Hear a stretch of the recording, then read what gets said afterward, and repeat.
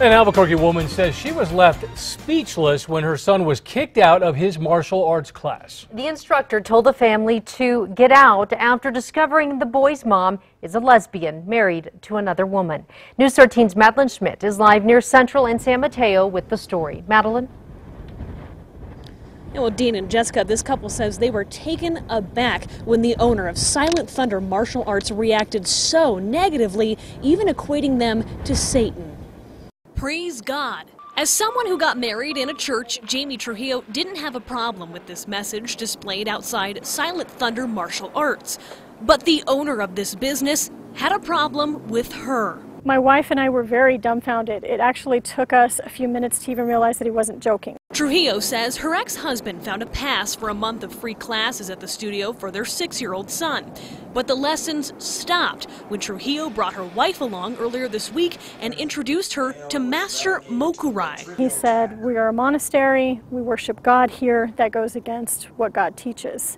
And then he looked at my son, called him by name, addressed him by name, and said, "What your mother is doing is wrong." When the couple tried to argue against his logic, she says Master Mokurai became irate and kicked them out. It's not even about whether or not he agrees or disagrees with homosexuality. We're all agreed, we're all entitled to our beliefs. It doesn't matter.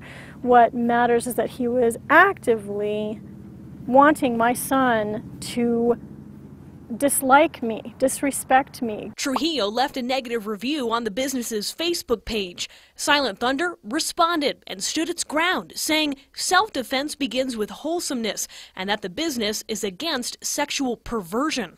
The Facebook page has since come down. We went to find Master Mokurai earlier today. A man came out. Is Master Mokurai around?